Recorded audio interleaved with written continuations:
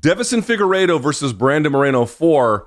It is booked. This is scheduled to be at UFC 283 in the UFC's return to Brazil, which, of course, will happen on the 21st of January, 2023. Now, just as a reminder, first fight was a draw. Second fight, Moreno won via rear naked choke. Third fight, Figueiredo won via decision. Somewhat disputed, but not really. I think that was a pretty fair one.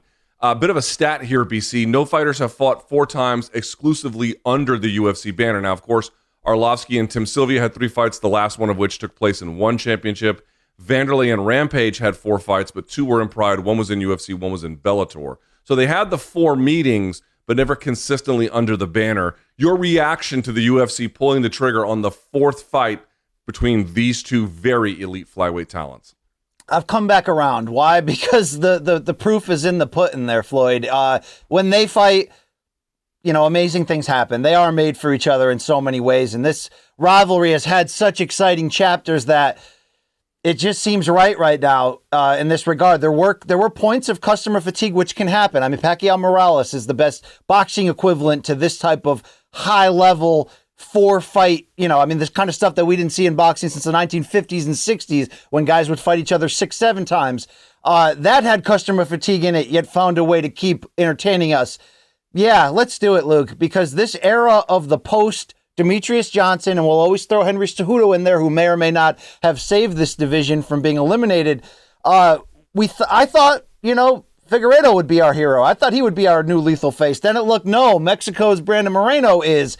But they've flip-flop enough and shown how perfect they are for each other that this era is about them, and they will go in the history books after these 4 or, I don't know, 5, 6. How long are we going in this series? They're going to be linked with each other forever. And if you've watched any of the first 3, maybe save for how one-sided the second fight was, although you got to give Moreno credit in that regard. Yeah, Luke, I'm here for it. And the other news linked with this is that Alexandre Pantoja will be the replacement who will weigh in and be ready, as the potential alternate for this fight. I mean, the way that you would argue against this is if there's somebody else super deserving, and if we are at a point in the rivalry where we don't have closure and you kind of need to see it again. I got to be honest, Figueiredo winning that fight, and coming back the way he did, and it being a close decision, there's no closure here. I mean, look, I'd love to put Askar Askarov in here, but he didn't win, Luke, okay? So this is where we're at. Pantoja would be the guy if you were looking for a fresh contender in that way. I do think that's pretty fair. I mean, but here's the thing, dude. Moreno didn't beat Kai Kara-France. He stopped him. And had to rally a little bit, if you recall. Like, Kai Kara-France was doing really well in that fight, especially relative to the first time they fought. I thought he had a great strategy, was largely executing, and Moreno found a way to just fold him with that body kick. It was a great win. Great win. Very great. Yes, super solid win. But BC, here's what kind of occurs to me about this fight, and you would appreciate this more coming from the boxing side of things. Now, boxing's more established, and this isn't quite true, but here's what I mean. Obviously, when 2 guys fight 4 times, it's going to mostly revolve around what it means for their legacy, how that rivalry raises their careers. But I also feel like this will go down as a very important part in the history of flyweight.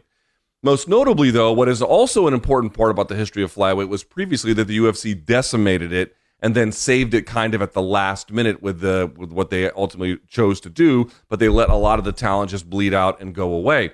Why do I bring this up? Well, what I mean to say is it's not only a great fight, there is the unresolved sort of status between who is better between them. There's a lot involved there. I also think one way to really help, again, this fight by itself or the 4 by themselves, even that doesn't do it, but as a building block in the process of helping to really solidify flyweight, to rebuild flyweight, to make some history around the flyweight division. What's one big component of the UFC's flyweight history? Of course, it's Demetrius Johnson, no doubt about it. Here's another big piece. It's things like this that actually help flyweight solidify itself. And of course, there's more involved about going into places like China and Latin America where you can recruit fighters more naturally sized for these kinds of weight classes, those sorts of things. Yes, there are much bigger stories in play here, but I just mean to say, BC, and if you disagree, by all means, tell me. I really believe this kind of thing helps. And yes, the UFC, bled out flyweight a while ago, but it takes a while to build a division. It takes some time. You have to build stories. You have to build drama. You have to build history. you can do that really well when you have two guys paired this closely and importantly at the top. It's a firm belief that I have. And you nailed it about the point on Moreno beating Kai Kara-France. KK France was rising. He seemed to be the next guy. They gave him a chance to become the next guy. Even that was an interim title, if I'm correct, right, Luke, in that fight? That's right. Mm-hmm. So they gave him the chance. He didn't get it done. Moreno's time. Let's do it. Man, it's like it's never going to be shade against DJ. He did nothing but be dominant and arguably act like the greatest fighter who's ever stepped in the cage. I mean, some of his records are going to be still going to be hard to topple for a while.